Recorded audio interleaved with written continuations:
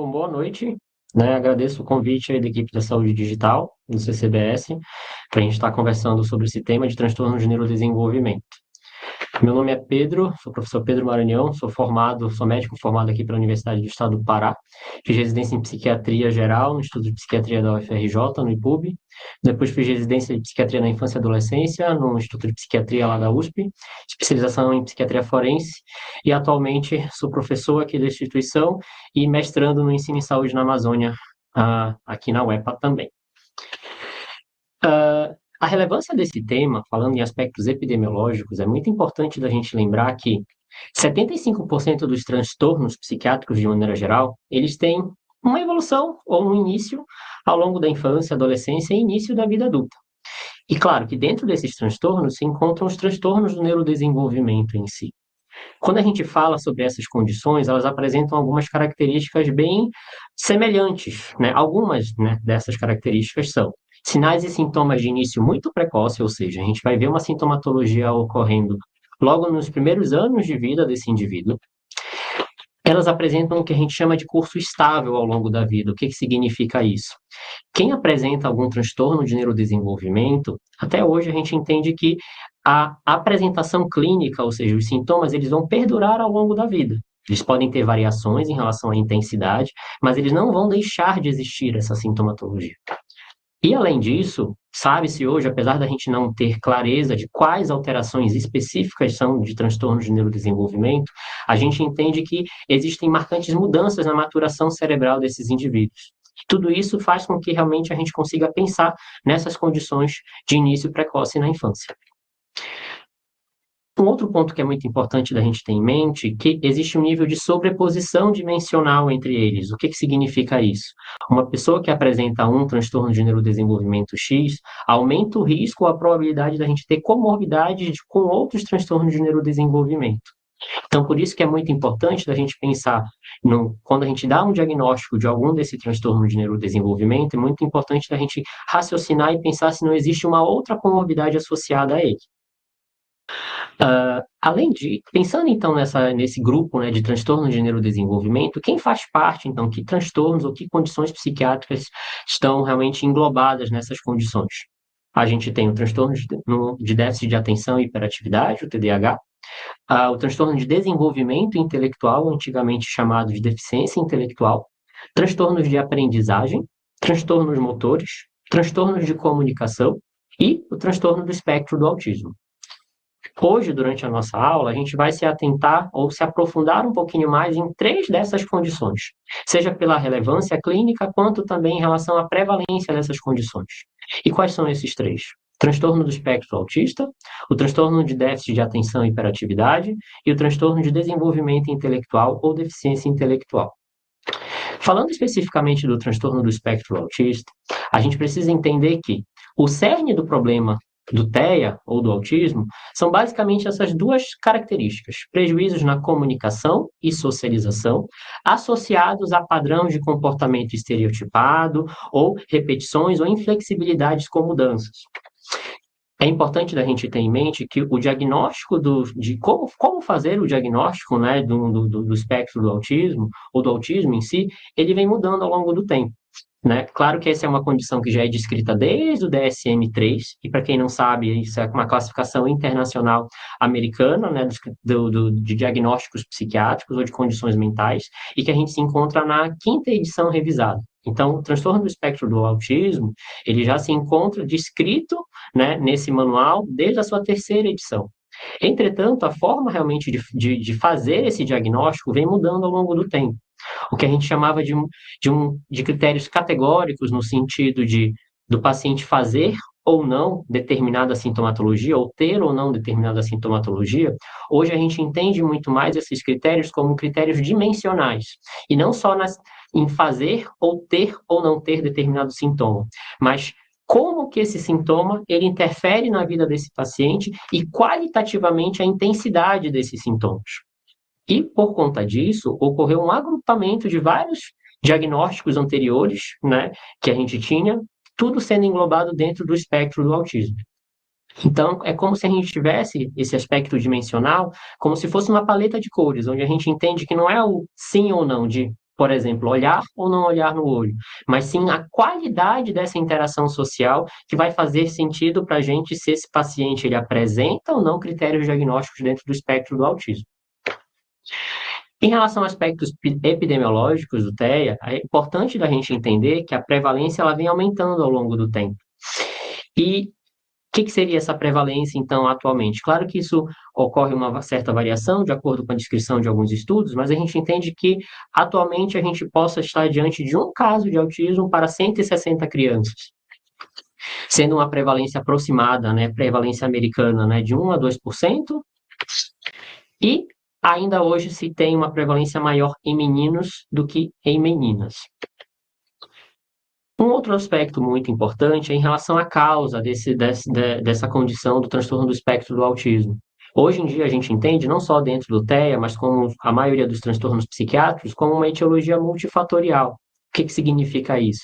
É como se não fosse uma linha reta, que tal coisa, ou tal aspecto, ou tal condição causasse aquele transtorno, mas sim como se fosse um quebra-cabeça de vários fatores, seja fatores ambientais, seja fatores genéticos, que acabam contribuindo para o surgimento daquela condição. Então, que a gente chama de uma etiologia multifatorial.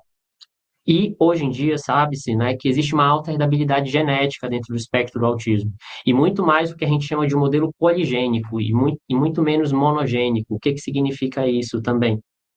Poligênico, ou seja, uma alteração poligênica, é como se fosse um conjunto de vários genes alterados que contribuem para o maior risco daquela condição. E, além disso, a gente apresenta também fatores ambientais que podem estar associados a maior prevalência e também a maior ocorrência do transtorno do espectro do autismo. E que fatores ambientais são esses? Idade parental avançada, especialmente mulheres acima de 35 anos.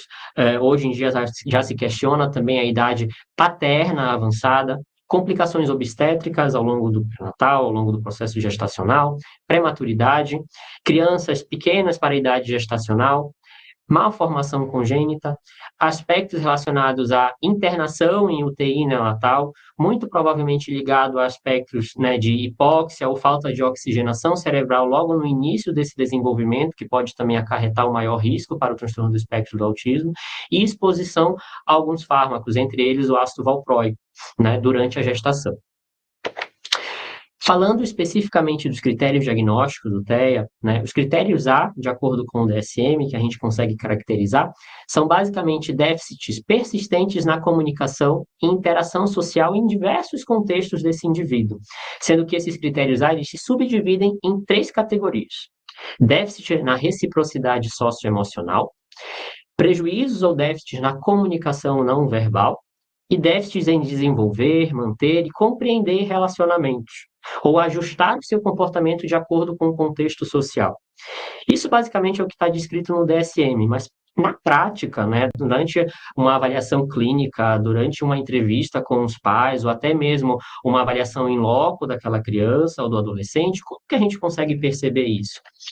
Basicamente, né, crianças que estão dentro do espectro do autismo, eles têm uma busca de interação menor ou ausente em relação às demais crianças ou demais indivíduos.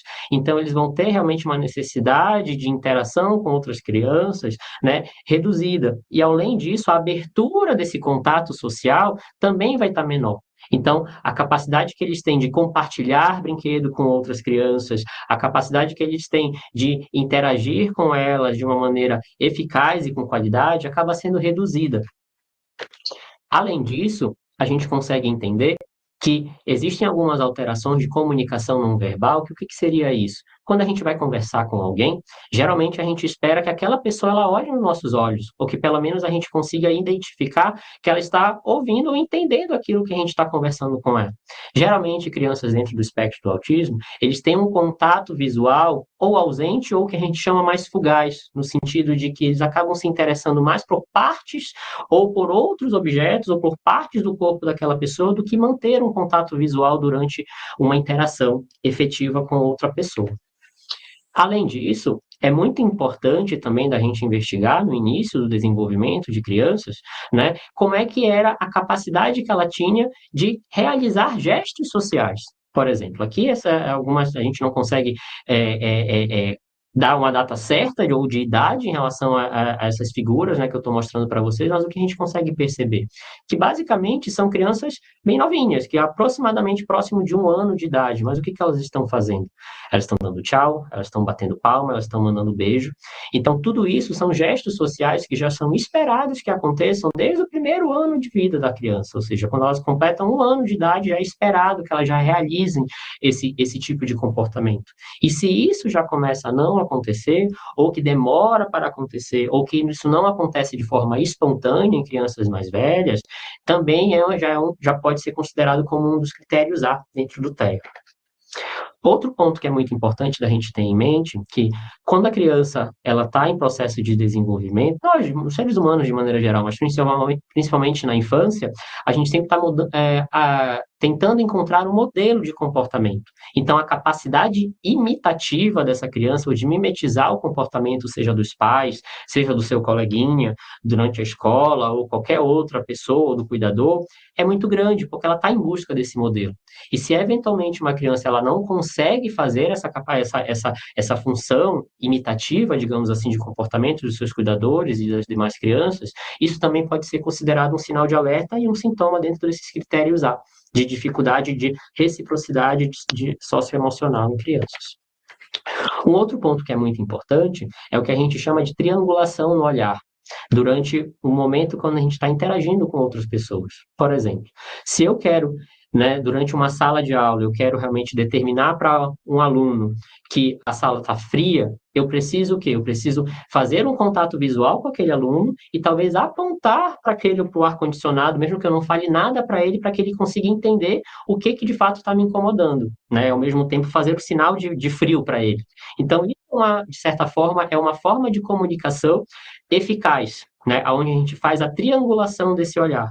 Então, crianças que têm uma dificuldade muito grande no apontar ou de conseguir realmente fazer essa triangulação no sentido de aponta para o objeto e ao mesmo tempo volta para o interlocutor, para a pessoa que está recebendo aquele contato, é um sinal muito sugestivo, sim, de que a comunicação não verbal dessa criança ela pode estar prejudicada. E isso também fazer parte dentro dos critérios do TEA. Um outro ponto que também entra, né, como uma forma da gente avaliar esses critérios clínicos, né, é a capacidade que todos nós temos, né, de conseguir dar função a um objeto, sendo que aquela função não é a originária dele, ou seja, a nossa capacidade imaginativa ou de brincar imaginativo, né, dentro de uma interação com outras crianças.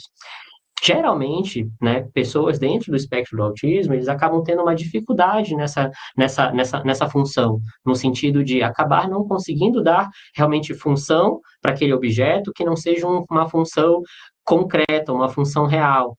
Ou seja, se a gente vai fazer uma interação com uma criança, né, e eu pego um controle remoto, né, e eu finjo que é um celular, se ela entender essa brincadeira, o que ela vai fazer? Provavelmente ela vai receber aquele controle remoto e fazer o sinal de alô ou tentar falar com alguém.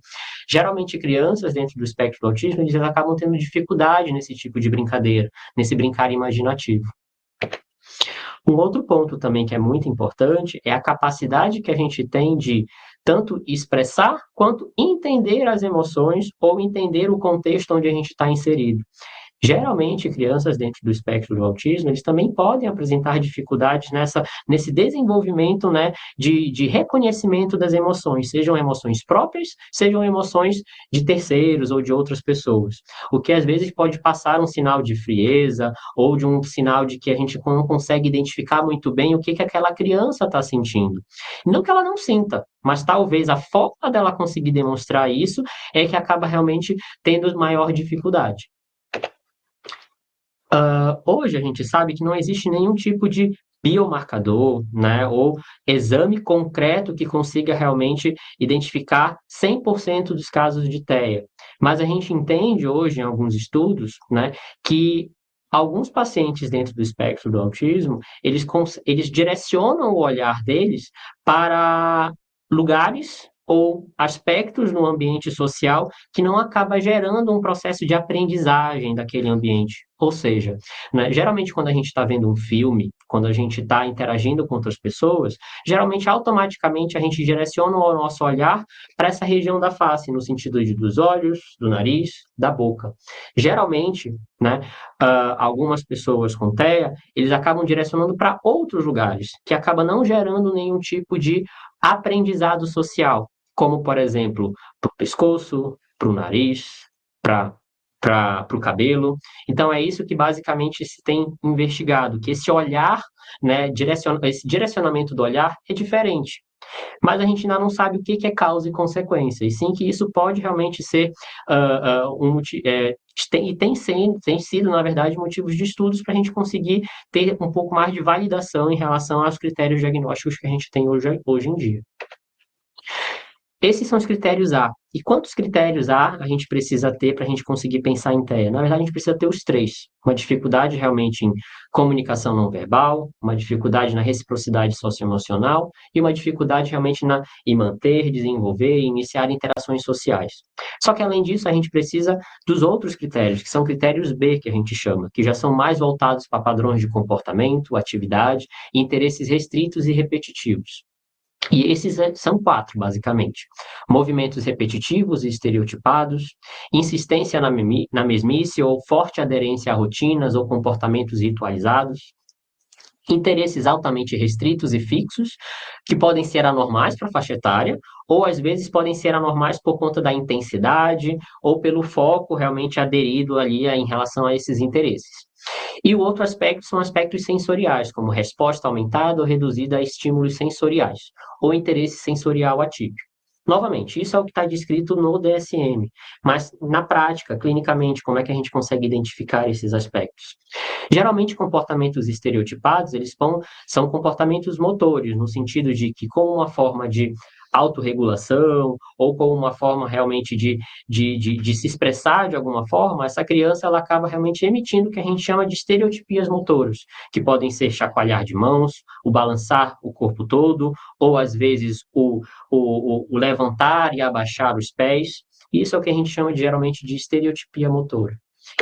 Entretanto, a gente também existem outros tipos de estereotipia, como estereotipias vocais, que é o que a gente chama também de ecolalia, aonde aquela criança, ao invés dela realmente usar a função verbal dela como uma forma de resposta, como uma forma de interação, ela acaba só repetindo o que o interlocutor está dizendo para ela.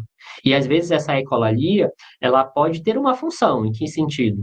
Ela acaba vendo um desenho animado e ela acaba utilizando aquelas frases ou aquele risada do desenho animado em vários contextos. Só que a gente chama de estereotipia pelo fato dela sempre repetir do mesmo jeito ou da mesma forma, e às vezes de uma maneira descontextualizada. E existe também o que a gente chama de ecolalia tardia, né, que são casos de estereotipias vocais, que são ecolalias, onde esse paciente ele acaba pegando frases ou partes, né, de palavras ou até mesmo de sentenças, seja de desenhos, seja de frases que acabam ouvindo, dentro de um contexto. Mas pelo fato realmente de utilizar de uma maneira estereotipada e sempre do mesmo sentido, sempre da mesma forma, pode ser caracterizado também como ecolalia. Em relação à forte rigidez com rotina ou adesão ou inflexibilidades com mudanças, isso a gente pode ver tanto na rotina daquela criança ou do adolescente, quando realmente se acaba fazendo combinados com eles e eles acabam realmente não conseguindo tolerar determinadas mudanças, no sentido de acabar desregulando muito grande pelo fato de ter tido alguma mudança, ou eventualmente a gente consegue ver no brincar dessa criança. Se ela acaba tendo um brincar pouco imaginativo ou menos imaginativo, talvez o brincar dela vai ser muito mais ritualístico e muito mais no sentido de organizar e enfileirar objetos do que necessariamente um brincar funcional, como, por exemplo, pegar um carrinho, imitar uma via, uma rua, sinalizando o trânsito, e sim muito mais de uma maneira de enfileirar e organizar objetos. Assim como também a gente pode pensar em relação ao hiperfoco, ou forte interesse por determinados assuntos ou objetos, né, que podem ser os mais diversos que vocês possam imaginar. Pode ser assuntos que são contextualizados para aquela criança, por exemplo, eu posso ter um adolescente ou uma criança que gosta muito de algum desenho animado X, né? E tá tudo bem, é adequado para a faixa etária dela. Só que se ela não consegue flexibilizar a interação dela com as outras crianças para falar sobre outros assuntos, ou que ela não tolera conversar de outros assuntos que não seja aquele desenho, aí mostra realmente que talvez seja um hiperfoco, uma dificuldade muito grande realmente de flexibilizar esses interesses. Assim como também existem interesses que são incomuns, como, por exemplo, né, crianças que acabam tendo um hiperfoco por objetos que giram, como o ventilador, ou objetos que fazem barulho quando são chacoalhados, por exemplo, chave, eventualmente fio, que tem algum tipo de miçanga. Então, tudo isso também entra como forte interesse ou inflexibilidade com determinados conteúdos ou interesses restritos. E o último aspecto dos critérios B são os aspectos sensoriais, onde essa criança ela pode ter uma forte aversão a algum tipo de estímulo sensorial, seja auditivo, seja tátil, seja visual, assim como também ela pode ter uma busca sensorial muito grande por determinadas texturas ou determinados objetos. Né? E isso também é um ponto muito importante da gente conseguir diferenciar, por exemplo, o que seria uma seletividade alimentar muito mais voltada para aspectos sensoriais, no sentido de aversão a algum tipo de cor, textura, gosto do alimento e até mesmo, por exemplo, de uma preferência alimentar, onde talvez eu até tolere outros alimentos, mas eu tenho uma preferência por algum tipo de alimento, seja alimentos mais salgados, seja alimentos mais doces, que isso faz parte realmente do desenvolvimento infantil. É muito importante da gente entender que os sintomas eles precisam estar presentes no período de desenvolvimento precoce do ser humano. O que significa isso? Esses sintomas eles têm que estar desde os primeiros anos de vida, né, dessa criança, desse adolescente. Entretanto, alguns desses sintomas, principalmente na parte social, eles talvez só apareçam completamente ou eles só começam a dar algum tipo de disfunção quando ocorre realmente uma demanda social muito grande e aquela pessoa não consegue realmente ter uma resiliência para conseguir lidar com essa demanda social. E é por isso que, em muitos casos, acaba realmente vendo aquela reflexão no sentido de diagnóstico tardio de autismo, porque provavelmente, até aquele contexto, não que aquela pessoa não tivesse determinada sintomatologia, mas que a capacidade adaptativa dela era boa até determinado momento, ao ponto de que chegou em um determinado ponto onde ela não conseguiu mais ter essa capacidade adaptativa. E aí se gera sofrimento e gera realmente prejuízo ao longo do dia a dia, seja funcional ou ocupacional desse indivíduo, faz sentido realmente ele receber esse diagnóstico dentro do espectro do autismo. Assim como também a gente precisa descartar outras condições que podem mimetizar sintomas de TEA, como, por exemplo, a deficiência intelectual. Existem alguns especificadores, né, porque anteriormente, né, antes da última versão do DSM, existiam alguns diagnósticos que eles não poderiam ser comórbidos. Por exemplo, antigamente, até o DSM-4, a gente não poderia dar um diagnóstico de TEA junto com TDAH. Hoje a gente já sabe basicamente que isso não condiz com a realidade, que esses diagnósticos eles podem coexistir e devem ser com certeza investigados. É muito importante também quando a gente pensa em sintomatologia até que a gente consiga pensar em possíveis diagnósticos diferenciais. Por exemplo, será que essa criança ela não se comunica, né? Ela tem uma dificuldade na comunicação não verbal, no sentido de atender o chamado, mas será que o sensório dela, ou seja, a capacidade de escuta dela, está preservada? Então, déficits sensoriais têm que ser sempre investigados e descartados. Eventualmente, a gente precisa também entender que não é pelo fato da criança ter uma dificuldade de linguagem verbal que obrigatoriamente ela vai apresentar critérios para o transtorno do espectro do autismo. Como a gente falou ainda há pouco, existem vários critérios que não é só uma dificuldade de comunicação que faz com que uma criança possa realmente fazer parte do espectro do autismo. Existem questões de ansiedade, como, por exemplo, mutismo seletivo, onde a criança ela acaba não tendo uma comunicação verbal em determinados ambientes sociais, que também pode mimetizar algumas sintomatologias TEA, porém aí o cerne seria um transtorno de ansiedade que precisa ser tratado. Um outro ponto que é importante, não é porque a criança ela não tem a TEA, por exemplo, que ela não pode ter dificuldades na socialização dela. Porém, a dificuldade na socialização, ela pode vir de outros aspectos, seja por uma maior impulsividade, por uma maior hiperatividade, pensando no TDAH, ou eventualmente ela pode ter uma dificuldade de socialização por uma dificuldade de compreensão, por uma dificuldade cognitiva. E aqui é muito importante a gente também pensar em diagnóstico diferencial com o transtorno de desenvolvimento intelectual ou deficiência intelectual, como a gente chamava anteriormente. E pegando um pouco esse gancho, falando sobre a deficiência intelectual, é muito importante da gente pensar que, para a gente pensar em deficiência intelectual, a gente vai precisar ter prejuízos, tanto em funções intelectuais. E o que seriam funções intelectuais? Capacidade de raciocínio, capacidade de solução de problemas, de planejamento, de pensamento abstrato, de juízo crítico e aprendizagem acadêmica e por experiência. Essas são as funções intelectuais que geralmente a gente adquire ao longo do tempo e ao longo do nosso desenvolvimento. Além de prejuízo nessas funções, a gente precisa também ter prejuízos nos comportamentos adaptativos, ou seja, a capacidade que a pessoa tem de aprender de acordo com as experiências que ela tem. E que comportamentos adaptativos são esses que acabam também sendo prejudicados dentro do transtorno de desenvolvimento intelectual? Atividades diárias, ou seja, a capacidade realmente de comunicação, de participação social, de vida independente, em múltiplos ambientes. Então, para a gente conseguir realmente pensar num diagnóstico de transtorno de desenvolvimento intelectual, não é só o aspecto de cognição social, ou seja, uma dificuldade de interação social, e sim um aspecto muito mais global, no sentido de dificuldade de aprendizagem, na dificuldade realmente de entender determinados contextos, não só contextos sociais, e ao mesmo tempo a capacidade que ela tem de aprender com as experiências. Claro que esse comprometimento ele pode ser variável e com certeza ele vai prejudicar a autonomia desse indivíduo, e esses prejuízos eles precisam realmente ocorrer ou ser manifestados antes dos 18 anos de idade. Sendo que é descrito que esse comprometimento intelectual ele pode ser também quantificado, né? Claro que por avaliações específicas, como avaliação neuropsicológica, mas como prejuízo cognitivo leve, moderado, grave e profundo.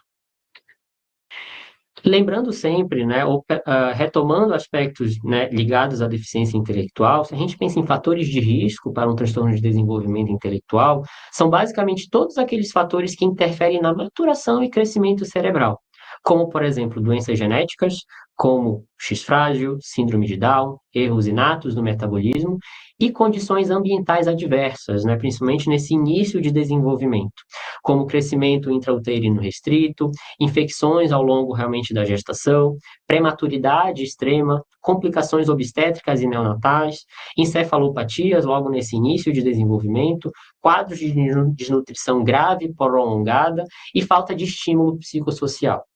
Claro que é um aspecto muito importante, principalmente ligado a doenças genéticas.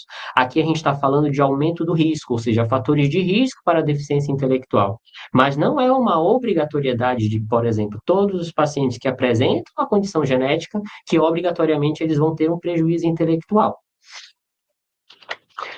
Falando em aspectos de tratamento, e aqui a gente pode englobar tanto o TEA quanto a deficiência intelectual, a abordagem psicológica ela vai ser fundamental, e principalmente o que a gente chama de terapia comportamental, baseada na análise do comportamento aplicado. E como que ela vai agir? Quais são os objetivos dessa abordagem psicológica? Principalmente em trabalhar aspectos de habilidades emocionais, socioemocionais, treino de habilidades sociais, melhoria de comunicação desse indivíduo e talvez trabalhar determinadas inadequações de comportamentos. E o cerne desse tratamento, principalmente voltado agora para o TEA, é o treino de habilidades sociais, como a gente já conversou anteriormente. A fonoterapia, para esses casos, ela também é fundamental, não só para trabalhar a fala, mas o que a gente chama também de trabalhar a comunicação alternativa. Ou seja, se eu tenho um paciente que tem uma dificuldade na comunicação verbal e talvez ele não consiga adquirir realmente uma comunicação verbal completa ou efetiva, a fonoterapia ela pode ajudar e auxiliar, né, nesse desenvolvimento de comunicação alternativa, ou seja, de usar outras formas realmente de comunicação que não seja necessariamente a fala. A TO, a terapia ocupacional, ela também acaba sendo fundamental nesses aspectos, principalmente para o que a gente chama de trabalhar a integração sensorial, né, ou seja, crianças pensando nos critérios diagnósticos do TEA, principalmente os critérios B, que tem uma aversão muito grande para aspectos sensoriais, seja barulho, seja questões táteis ou questões com textura. A integração sensorial ajuda muito nesse aspecto dessa criança conseguir gradativamente tolerar determinados estímulos sensoriais que para ela é muito aversivo. E além disso, né, pensando tanto no TEA quanto na deficiência intelectual, aquelas crianças que apresentam dificuldades, né, em atividades básicas de vida diária, o treino dessas atividades, pelo terapeuta ocupacional, também é fundamental.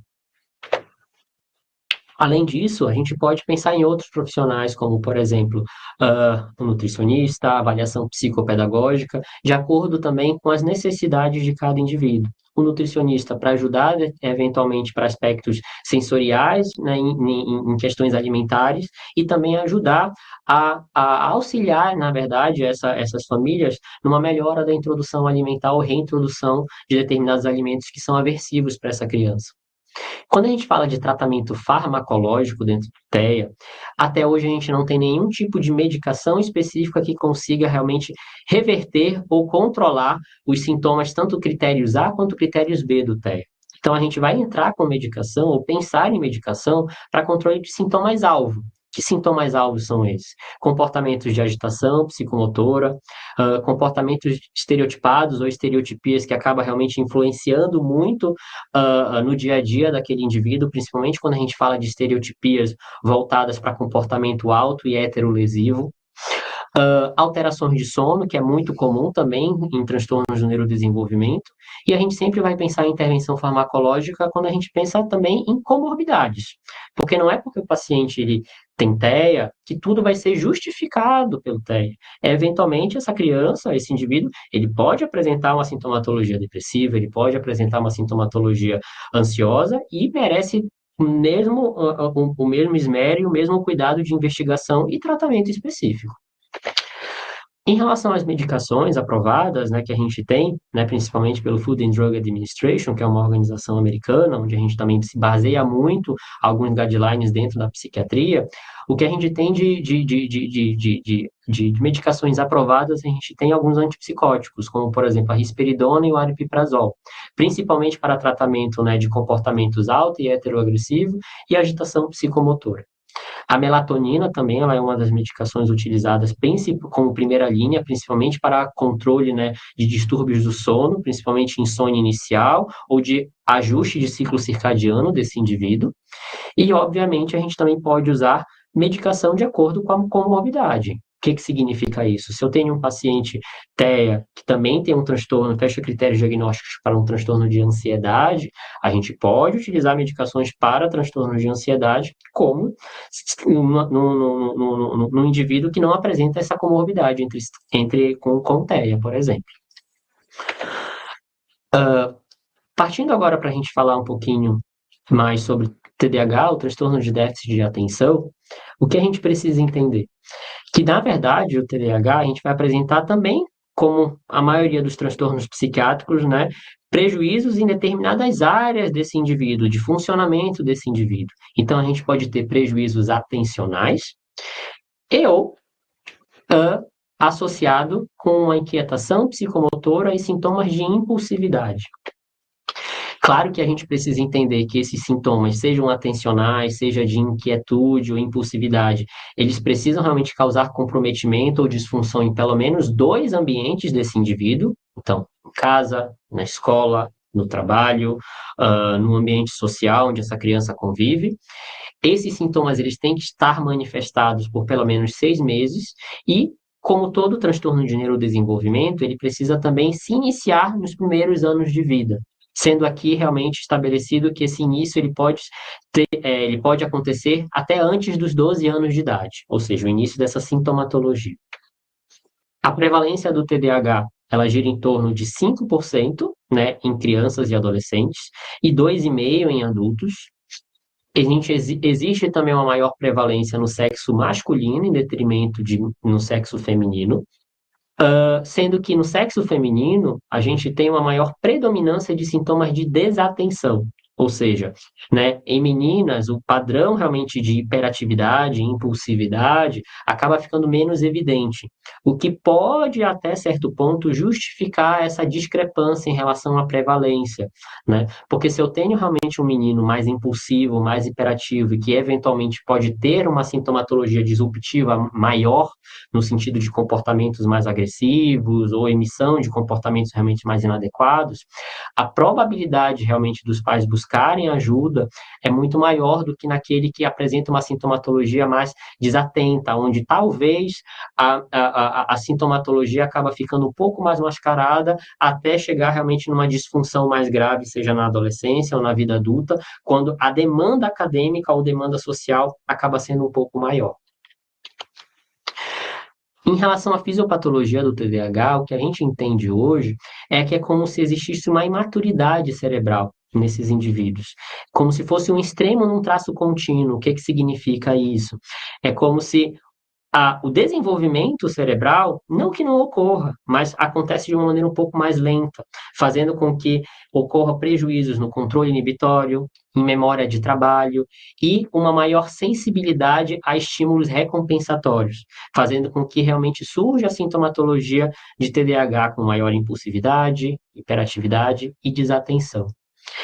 Assim como no TEA, né, a gente tem, né, bem caracterizado uma heredabilidade genética muito forte, em 70% a 80%, né, dos casos né, de TDAH acaba tendo esse fator genético muito prevalente. O que que significa isso? Né? Geralmente, quando a gente vai colher uma história de uma criança que a gente entende que tenha TDAH, dificilmente a gente não vai conseguir identificar na história clínica e na história familiar aspectos da família que se assemelham àquele comportamento da criança, mas que talvez, por ser uma sintomatologia mais branda, ou eventualmente por uma dificuldade de acesso à saúde, acabou realmente não tendo uma maior investigação ou um maior tratamento adequado, pensando nessa sintomatologia dos pais.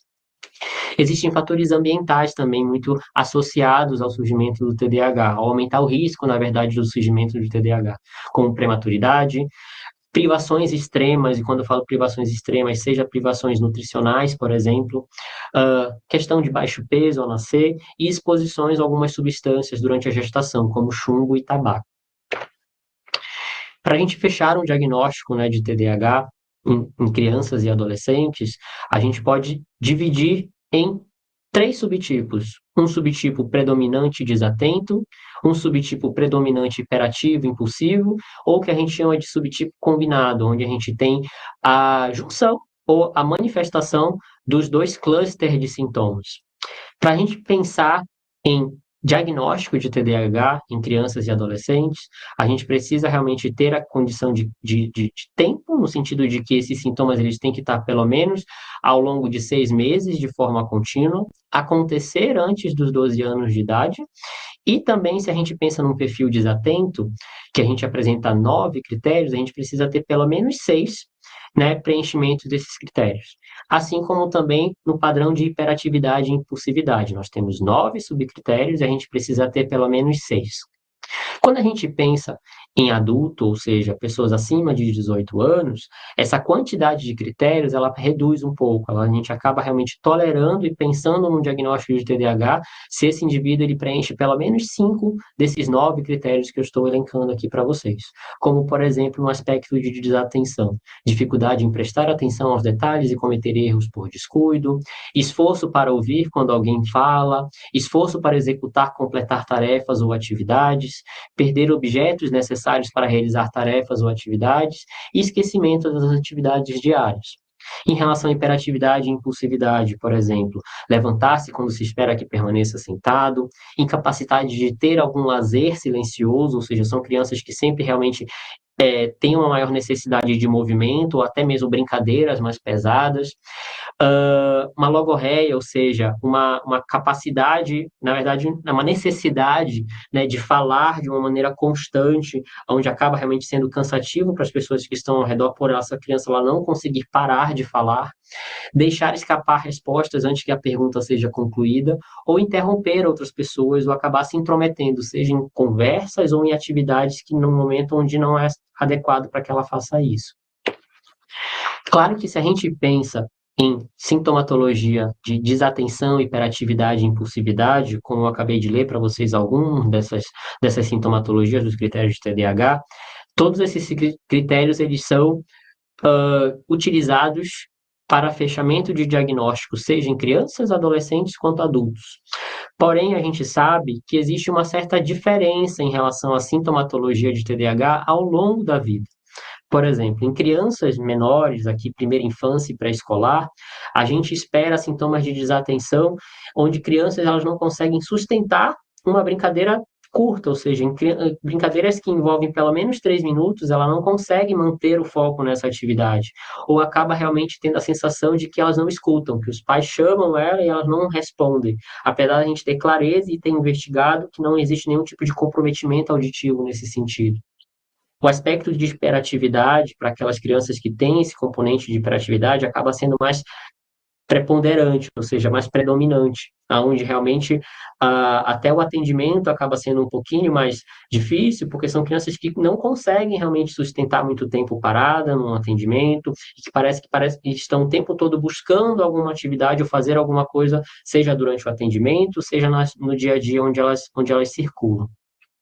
Quando a gente pensa em crianças, né, no período escolar, já é esperado que a tolerância dela para determinadas atividades já aumente. Então, crianças que não conseguem realmente tolerar o foco atencional em atividades que envolvam aproximadamente 10 minutos, já é um motivo realmente de preocupação. Além disso, vai se manter o padrão de inquietude, né? Ou seja, uma dificuldade muito grande de espera e que acaba realmente influenciando, às vezes, nas relações interpessoais com outras crianças. E quando a gente pensa na adolescência e na vida adulta, os sinais de inquietude, eles acabam sendo muito mais subjetivos. Dificilmente a gente vai conseguir ver um adulto, um adolescente que tenha uma dificuldade muito grande de se manter parado, por exemplo, numa aula ou numa atividade que precisa que realmente que ele esteja sentado. Mas o que ele vai descrever para a gente é uma sensação subjetiva de inquietude, que mesmo que ele esteja parado, quieto, ele precisa estar fazendo algo, nem que seja mexer no celular, nem que seja balançar as pernas, nem que seja levantar um tempo para ir no banheiro e depois retornar. E os sintomas de desatenção, eles também continuam preponderantes, no sentido de acabar realmente tendo uma dificuldade muito grande de planejamento, uma dificuldade muito grande de organização da rotina, ao ponto de realmente de acabar tendo uma dificuldade no planejamento das suas atividades do dia a dia. Em relação ao diagnóstico do TDAH, é muito importante da gente lembrar que o diagnóstico, seja do TEA, seja do TDAH, por exemplo, é um diagnóstico clínico. Até hoje a gente não tem nenhum tipo de biomarcador, exames de sangue ou até mesmo exames de imagem que consigam realmente corroborar o diagnóstico de TDAH, a não ser excluir causas orgânicas que possam realmente estar mimetizando essa sintomatologia. Mas o diagnóstico de TDAH por si só é um diagnóstico clínico. A avaliação neuropsicológica ela é fundamental, mas principalmente para casos específicos. Ou seja, se eu tenho uma sintomatologia típica de TDAH, né, e que eu consigo colher uma história clínica, né, e que eu não tenho dúvidas, eu já investiguei qualquer questão orgânica e que realmente tudo foi excluído, o diagnóstico do TDAH está dado. Mas, eventualmente, é muito importante a gente pedir uma avaliação neuropsicológica para a gente conseguir, talvez, entender tanto aspectos cognitivos, tanto para auxiliar, eventualmente, em diagnóstico diferencial com transtornos de aprendizagem, né, para a gente conseguir ter uma clareza, o que de fato é desatenção e o que eventualmente é uma dificuldade de compreensão nesses indivíduos. E aí é muito importante da gente pensar, já me antecipando aqui, como eu já conversei em alguns aspectos com vocês, sobre alguns diagnósticos diferenciais com TDAH. Sempre avaliar aspectos de audição e visão, né? Então não adianta eu querer que uma criança ela preste atenção numa sala de aula se eu não tenho clareza se de fato ela está conseguindo enxergar de maneira adequada o quadro ou até mesmo o material que está sendo fornecido para ela. Então, excluir eventuais alterações, né, sensitivas, alterações neurológicas é fundamental também. Sempre excluir também aspectos orgânicos, então, se uma criança ela começa a mudar o comportamento dela no sentido de que em poucas semanas, né, ela começa a ficar super hiperativa ou com uma mudança de comportamento de uma agitação psicomotora muito grande, é muito importante da gente excluir aspectos hormonais ou até mesmo, né, um processo de encefalite que essa criança ela pode estar tendo.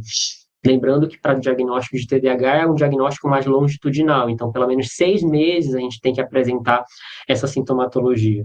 E dificilmente, por exemplo, pensando numa encefalite, a gente vai ter uma evolução tão arrastada dessa forma. Lembrar sempre que desatenção, o sintoma desatenção, ele é um sintoma muito inespecífico, né? O que significa isso? Eventualmente, se eu tô, né, se alguém está com uma dor de cabeça, essa dor de cabeça ela pode surgir por vários motivos, seja por uma noite mal dormida, seja porque essa pessoa ela tem uma enxaqueca ou qualquer outra condição clínica. Então, a desatenção nesse caso, ela é como se fosse uma dor de cabeça, né? Então, ela não quer dizer muito para a gente precisa excluir realmente outras causas que possam estar justificando essa desatenção. Como, por exemplo, um transtorno depressivo, é muito importante a gente avaliar o humor desse indivíduo, porque a gente sabe que pessoas, seja criança, adolescente, adulto deprimidas, eles também podem ter um prejuízo na atenção. Transtornos de ansiedade, síndrome maniforme, ou seja, pensando mais num transtorno afetivo bipolar, onde uma pessoa realmente em fase de mania, por ter uma aceleração realmente psicomotora e uma aceleração realmente de pensamentos, ela também pode apresentar sintomas de desatenção. Aspectos mais relacionados a um transtorno de estresse pós-traumático também pode surgir com essa sintomatologia, quer dizer, pode evoluir com sintomas de desatenção. Sempre tentar diferenciar o que é dificuldade de atenção e o que é eventualmente uma dificuldade de compreensão, pensando em aspectos de aprendizagem e também deficiência intelectual. E um outro ponto que hoje também é fundamental, uso de telas, né? Por que é importante a gente sempre investigar esses aspectos?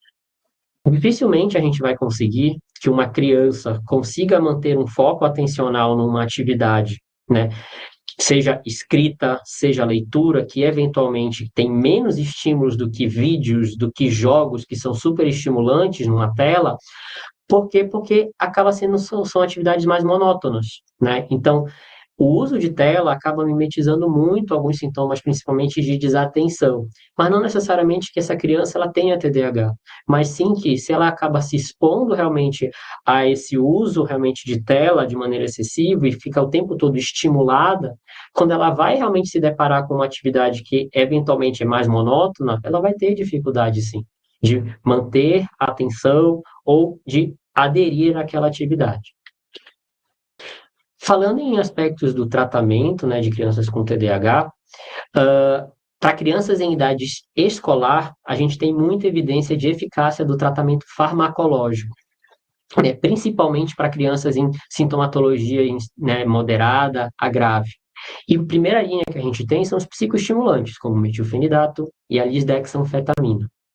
Hoje existem outras medicações também, como por exemplo a atomoxetina, que é uma medicação não estimulante, que também pode ser utilizada no tratamento do TDAH. Assim como também um alfa-adrenérgico, que é a clonidina. Porém, ela é reservada realmente como terceira linha ou terceira opção por conta do perfil de efeitos colaterais, pelo efeito realmente alfa-adrenérgico que ela apresenta, né, eventualmente pode mexer na pressão arterial dessa criança. Então, a gente acaba realmente reservando ela para se eventualmente a gente não teve sucesso com essas outras medicações que eu citei para vocês. E com menor evidência, outras medicações de outras classes, como das classes dos antidepressivos, como bupropiona, imipramina e a modafilina, que é uma medicação específica para tratamento de narcolepsia, que eventualmente pode ser utilizada também, só que com muito menos evidência. Um aspecto importante é a gente pensar em possíveis efeitos adversos dessas medicações, principalmente os de primeira linha dos estimulantes. Principalmente, que efeitos são esses? Perda de apetite, cefaleia, irritabilidade, insônia, náuseas e até ansiedade. Esses são os mais comuns, mas existem outros que são menos comuns, mas que acabam realmente tendo uma gravidade ou um nível realmente de atenção maior, como aumento do risco de convulsão, de evoluir com sintomas de psicose, eventualmente, né, risco de dependência, e aqui eu estou falando realmente já de adultos, né, que acabam fazendo uso dessas medicações de maneira, seja recreativa, seja por conta própria, e até mesmo complicações cardíacas, cheirando até infarto. E além da abordagem farmacológica, nós temos também a abordagem psicossocial, que pode ser reservada para casos leves, né? Quando a gente fala da abordagem psicossocial isolada, né? Claro que em casos moderados a grave, associar a abordagem farmacológica com a psicossocial é sempre a melhor das opções. E que abordagem psicossocial são essas? A psicoeducação, né? O que que significa isso? Da gente explicar sobre o transtorno, seja para os pais, seja para o próprio paciente, para ele entender essa funcionalidade e engajar ele no processo de tratamento e até mesmo engajá-lo em promover aspectos de mudança que ele pode fazer na sua rotina que possa viabilizar uma melhora do comportamento, né, de hiperatividade e ao mesmo tempo de sintomas de desatenção. Uma abordagem comportamental, principalmente para crianças pequenas, né, que se chama treino parental, é uma abordagem fundamental para crianças com TDAH, porque ajuda os pais a entenderem um pouco mais o funcionamento dessa criança e encontrar formas de manejo para fazer com que realmente alguns sintomas de desatenção e até mesmo de impulsividade melhorem nessa criança.